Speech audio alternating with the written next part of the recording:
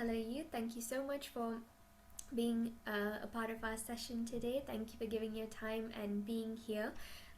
The worship that we just sang and that we did, it was quite intentional.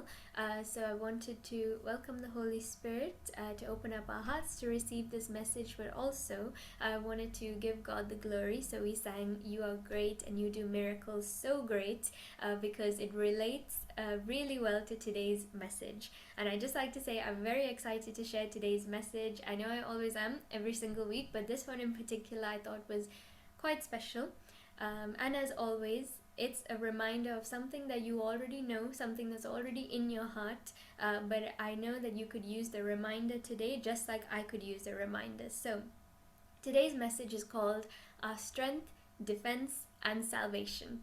So that's a group of threes. They go really well together. And who is all of that to us?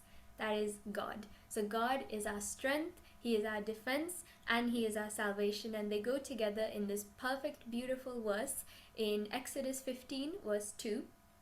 "The Lord is my strength and my defense. He has become my salvation." So strength is, of course, He who gives you strength. Defense, He who guards you, He who protects you, and who stands to defend you in all of your situations. And finally, He has become my salvation. So my salvation is my saving grace. So that's the saving of your life, saving of your soul, everything. So in this one beautiful verse, God shows us that He is these three wonderful things to us. He is your strength, He's your defense, and He's your salvation in all things in life. And so the pictures are quite accurate. We'll talk about the middle picture. I think you already have a hint of what that's going to be. But on this side we have Jesus, and on this side we also have Jesus.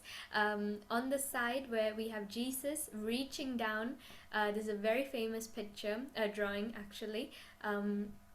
Jesus reaching down to save you from drowning. And this is supposed to be the story of Peter, who was walking on water when Jesus called him to. And when he doubted just for a second, he started to sink into the water. But Jesus grabbed him by the hand and pulled him up. And that's to remind us that even when we feel like we're falling and sinking, Jesus is there to pull us up. And so in the second picture, you've got Jesus holding the hands of the people, while also God is holding His hand. So it's such a beautiful reminder that Jesus is our advocate. Jesus is the one who stood in the gap for us, and that's what the Easter message is all about. Because of His sacrifice, He was able forever and ever to now connect us to God. And so God is holding Jesus' hand, Jesus is holding our hands, and so that's how He is giving us strength. He's also our defense. He is our salvation. So let's go into the message. I have one prominent message to tell you guys today, and that is the story of Moses. I know all of you know Moses from your Sunday school or your private Bible study or your church. Maybe your pastor has preached the message of Moses so many times and told you about how the Israelites were led out of Egypt. So they were led out of slavery into the promised land of Canaan.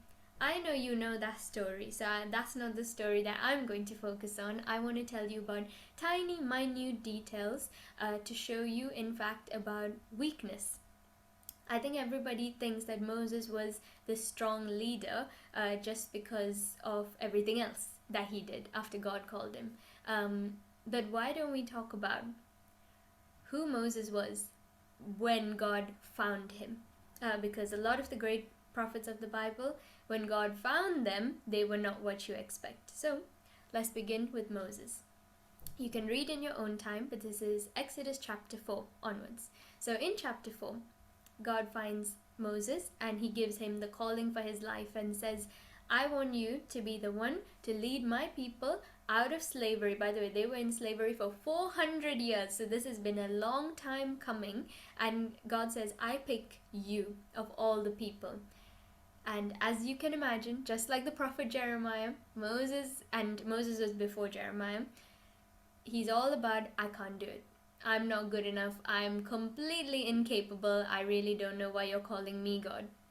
So you can read, it says, Moses said to the Lord, "Pardon your servant, Lord. I don't mean to offend you, but in case you haven't realized or you don't know, I have never been eloquent, meaning I've never been good at speaking. I'm slow of speech and tongue." I don't know if Moses had a stutter or he had a lisp or whatever it is that he had, but he was just not a confident speaker. Forget about speaking in public. But what did God say to him? Who gave human beings their mouths? Who makes them deaf or mute? Who gives them sight or makes them blind? Is it not I, the Lord? Now go. I will help you speak and will teach you what to say.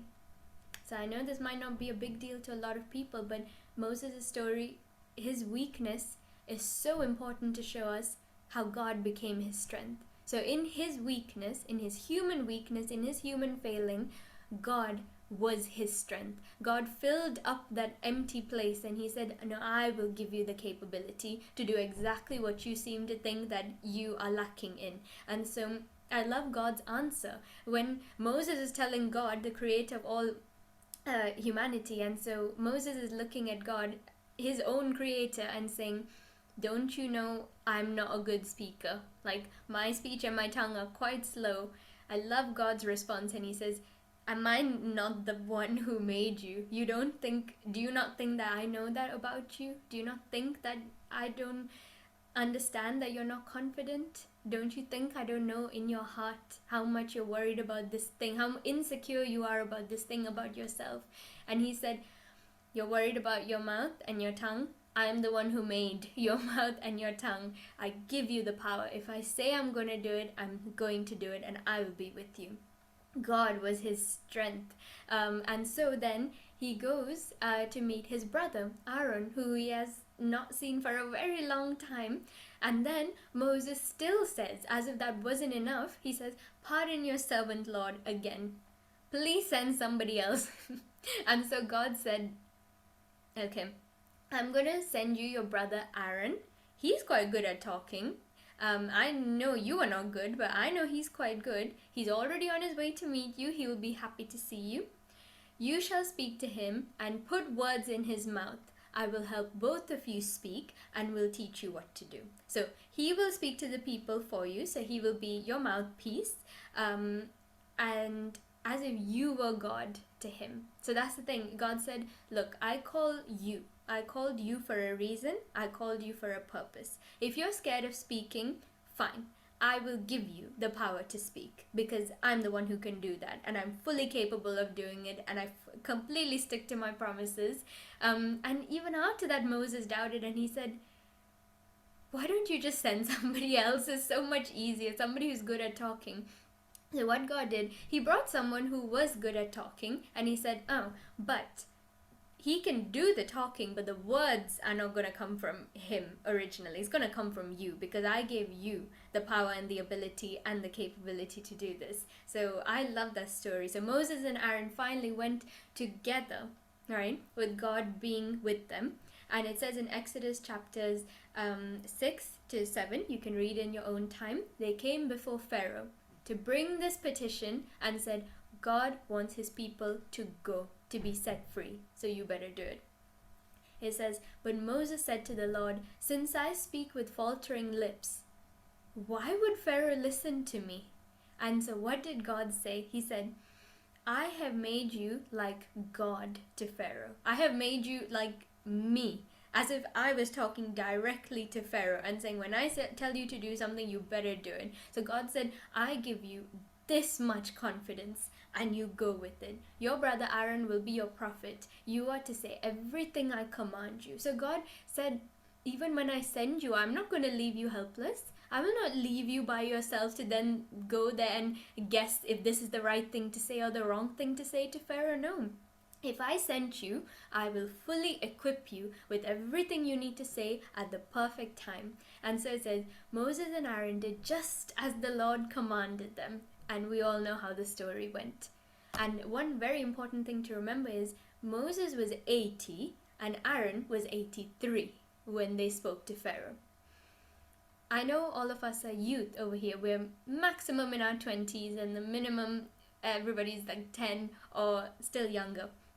I know we haven't lived so many years of lives, but I know the insecurities we have can feel like it's troubled us our whole lives, whether that's speaking in public or doing something else or writing or listening or reading or whatever it is that you seem to think you're lacking, you must be so insecure about. Imagine Moses.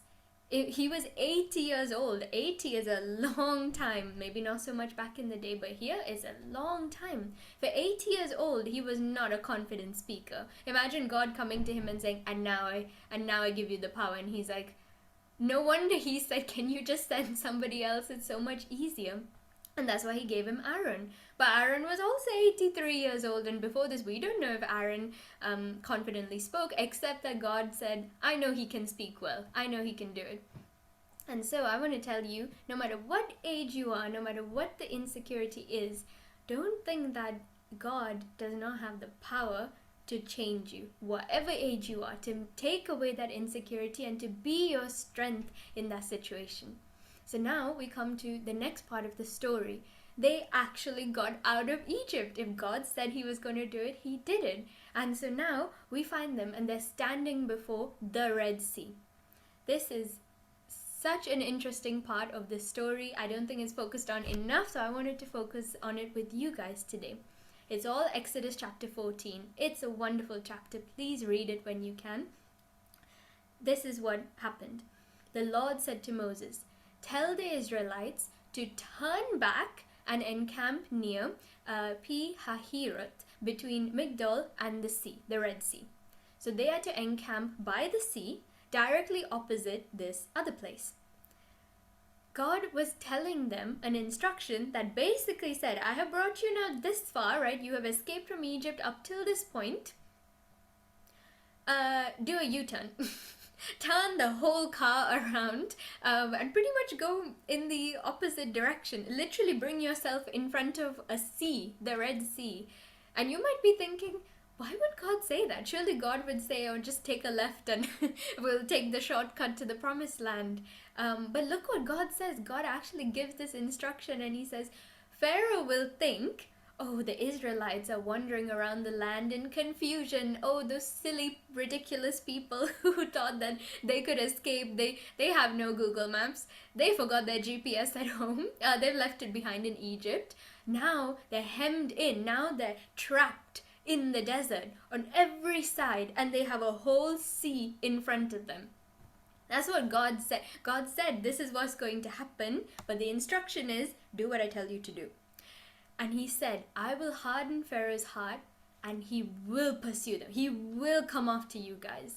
But, big but, I will gain glory for myself through Pharaoh and all his army. And the Egyptians, the whole land will know that I am the Lord. And so when he instructed them to do this, it must have sounded crazy, because it sounds crazy to me. When I was reading it, I was like, why did God say, take a U-turn? And why did God put them in such a situation where they look really silly taking the U-turn? And on top of that, the guy they have just spent all these time, they spent 10 plagues trying to get out of this guy's kingdom. The same guy is now going to have the perfect opportunity to come after them and potentially take them back into slavery. So what was God thinking when he wanted to do this? But sure enough, when God said to do it, the Israelites were like, okay, we're going to do it. But look what happened now. Sure enough, just as God said, the Egyptians, all Pharaoh's horses, chariots, horsemen, the troops, everybody, not the whole land, but everybody, right, his army, pursued the Israelites and overtook them as they camped by the sea, near the exact place that God said them to do. So they not only caught up to them, they overtook them. So they were now coming in this military strategy where they were going to surround these people, because now they were just stuck by the sea. As Pharaoh approached, the Israelites looked up, and there were the Egyptians marching after them. They were terrified and cried out to the Lord. What's interesting? Moses and the Israelites heard God's command, right? They heard God's instruction to say, take the U-turn. He's going to come after you. He's going to try and catch you. Just as God said it was going to happen, it happened. And the Israelites were just terrified. They went with it until the point they were so scared, and they were like, well, I guess death has just come, as if God has not instructed you to come to this point for a reason. God said, even if this happens, even if it looks terrible, I will gain glory for myself. You just see what I do, because I am the Lord, and everyone else will get to know this as well. Moses, thankfully, the one and only calm person in this situation, he answered the people and he said, do not be afraid. Stand firm. You will see the deliverance the Lord will bring you today. The Egyptians you see today, you will never see again. The Lord will fight for you. You need only be still. Why? Because the Lord is their strength. He is their defense. He is about to be their salvation. He is all of those three wonderful things. Even if the people doubted, that's us. Even if we doubt, even if we literally walk into the situation that God said to walk into, as soon as we think that there is trouble, our heart fails, or we lose our faith. We start sinking into the water like Peter did, and we're just like, oh my gosh, God, I don't think I can make it now. And God is like, please remain calm. Am I not the one who told you to come here? I'm absolutely going to save you. You just see what I do in this situation. So that's something we need to remember. We are brought into certain situations in life not to intentionally make it painful for us. It's not to intentionally hurt us. It's to intentionally bring glory to God through that situation that you're in. And God will use you and your life as the testimony. And so see what happened. The Egyptians you see today, you will never see again. This problem that you're faced with today, you will never face it again, because God is your strength, your defense, and salvation. And so what happened? God told Moses, raise your staff, stretch out your hand over the sea to divide the water so that the Israelites can go through sea on dry ground. Well, I hope you watched Moana, because I think it happened in Moana where the waters just went up like that and you could see all the fish swimming on the side and things. I don't know if they saw any fish going, but I'll tell you what happened next. Just as God said it would happen, Moses stretched out his hand over the sea, and the whole night, because this took quite a while, the whole night, the Lord drove the sea back with a strong east wind. He turned it into dry land. Do you know, potentially, since the time of creation and Noah's flood, this Red Sea must have been the Red Sea for we don't know how long. God turned that into dry ground. He made a path in water that was so deep. The waters were divided, and the Israelites went through the sea on dry ground with a wall of water on their right and on their left. What happened then? This shows us that in every situation we go through, God is with us. Just as God was with these people, these same people who doubted him. And so it says in Exodus 14 verse 18 onwards, the Egyptians will know that I am the Lord when I gain glory through Pharaoh, his chariots, and his horsemen. And then the angel of God, who had been traveling in front of Israel's army, he withdrew and went behind them. So he went according to God's command. The pillar of cloud also moved from in front and stood behind them, coming between the armies of Egypt and Israel. Because you might be asking, weren't they surrounded? Didn't you just say that the army had in fact overtaken the Israelite people? Weren't they definitely going to get caught being stuck by the sea? Look what happened. God made it possible. His presence, which was like a pillar of cloud, so amazing, it moved. It stood between the Israelites and the Egyptians. He stood between them and their problem. God stands between you and your problem. And it says, throughout the night, the cloud brought darkness to the one side and light to the other side. So neither went near the other all night long. They must have been this close to each other. And yet God stood as a presence between them in that pillar of cloud. And in the night, he was a pillar of fire for them. And it says, he blinded them. He brought darkness to the one side so that you could not be attacked, and he gave you light so that you could make it across on that dry ground. He made your escape out of the situation possible, and he completely blinded the other side that had the problem. He blinded the problem. He stops anything of darkness that would hinder us from escaping on this dry ground, which is amazing. But that is our God. He literally comes and is a presence between us and our problems. And so it continues to say in verses 27 to 30, the Egyptians were fleeing toward it because eventually all of the people made it through. All of the Israelites, not a single one of the Israelites was left behind when they walked across this dry ground. And so the Egyptians, they finally saw their chance. They started going into this dry ground as well. And you might be thinking, what? Did it not just close in on them, or was there not an invisible shield and a barrier that just pushed them back when they came? Look what happened. They tried to come in. They tried to come walk on this dry ground. The Lord swept them into the sea. The water flowed back and covered the chariots and the horsemen. The entire army of Pharaoh that had followed the Israelites into the sea, not one of them survived. But the Israelites went through on dry ground, not a single casualty, with a wall of water on their right and on their left. I don't know about you, I did not do science in school, but I have never heard of that happening. And I don't know how far gravity can push water up like this and then push it right back in at the perfect time.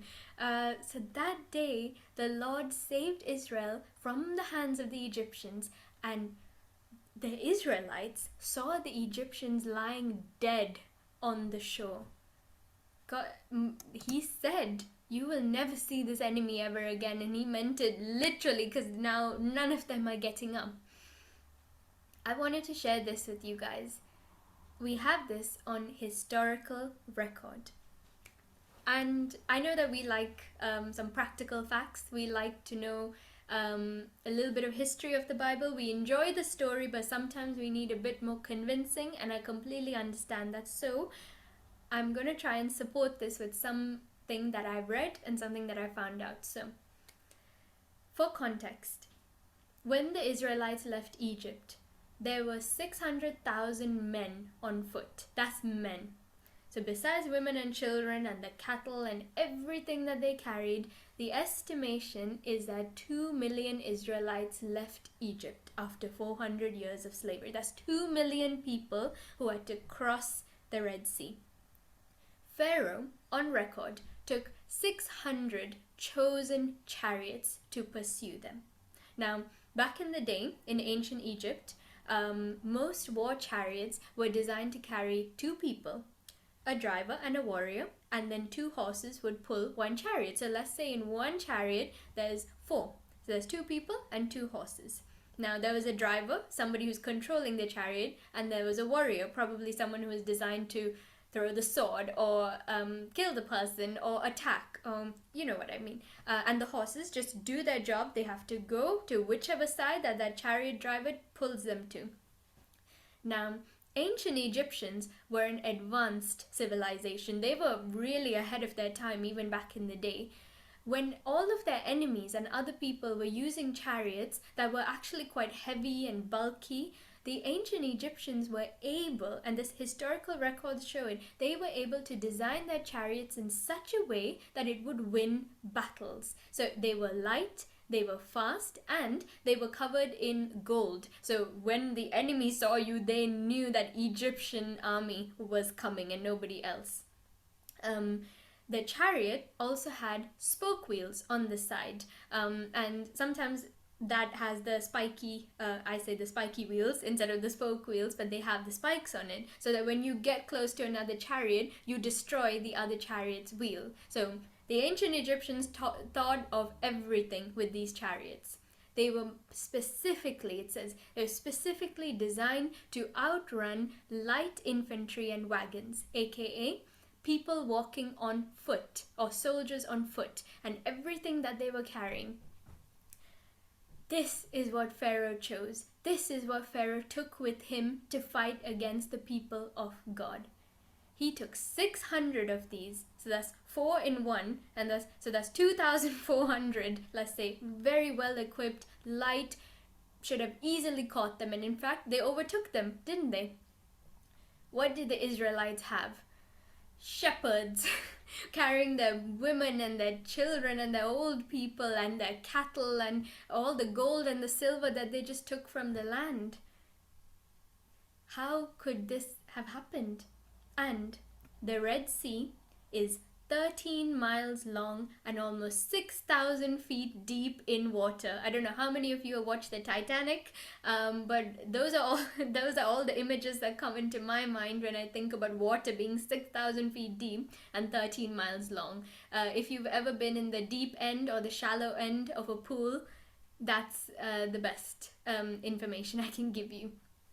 And so, the last thing is, a discovery was made. In 1978, somebody called Ron Wyatt, he was an explorer, he dove into the Red Sea. And he was someone who was fascinated with biblical archaeology, and he wanted to find Noah's Ark. He wanted to find the Ark of the Covenant, a lot of things, but this is the one I wanted to focus on and show you guys if you see the image on this side.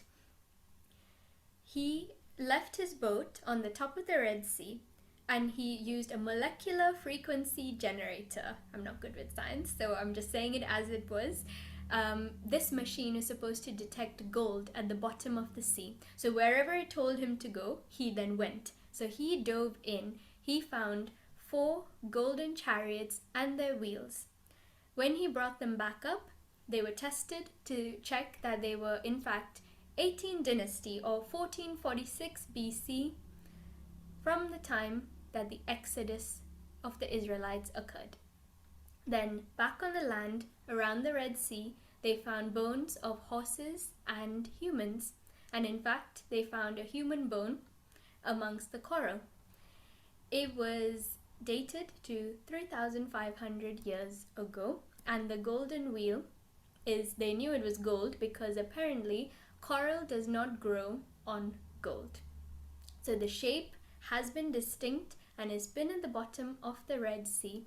And whether you believe it or not, I think it's important to know that when God said it happened, it happened. Whether you believe Ron Wyatt's story, whether you actually believe that the remains of the Egyptian army are in fact at the bottom of the Red Sea as proof that this occurred, I think we can do better than that. When God says He is our strength, He is our defense, He is our salvation, He means it. That's how God sees us today. Of course, we're weak in so much. We are insecure about so many things. So was Moses, but he came to a point where God just proved Himself over and over and over again. And when He said He was going to do something, He stuck to His promise. God sees us that way. Yes, we have a weakness. Yes, we have something we're insecure about, but He never wants us to stay in that. In fact, He said, maybe the reason you have it is because I will get glory from this. I will make you strong through this exact thing that you are weak in. So let God use you. Be a partner with God. And then in the New Testament, God says in 2 Corinthians 12 verse 9, my grace is sufficient for you. My power is made perfect in weakness. I will boast all the more gladly about my weakness so that Christ's power may rest in me, so that God's strength will be shown through me. And then in 2 Corinthians 13 verse 3 to 4 it says, God is not weak with dealing with you. He's powerful among you. And Jesus was crucified in weakness, yet He lives by God's power so we can do the same thing. And then Philippians is just beautiful. In 13 and 19 verses it says, I can do all things through Christ who strengthens me. My God will meet all your needs according to the riches of His glory in Christ Jesus. So if you want to ask me, how can I do this? Yes, I have weakness. Yes, I have insecurity. How do I improve? I would say John chapter 3 verse 30. He must become greater and I must become less. So we ask God, go to Him in prayer, ask Him to fill your weak places, because He will. He will never withhold from you. In fact, He will have a great testimony prepared for your life, just in the thing that you think you're weak at. So remember this. Exodus 15 verse 2 as the memory verse. The Lord is my strength and my defense. He has become my salvation. God is your strength, your defense, your salvation in every situation, every circumstance, no matter what. You can overcome all that you face by the power of the Lord, because His strength is made perfect in your weakness. So I hope you learned something today. I hope you recapped the whole story of Moses and the Israelites, and you read it in your own time. But I think this is a great story, and I hope you've learned that God is with you. Thank you.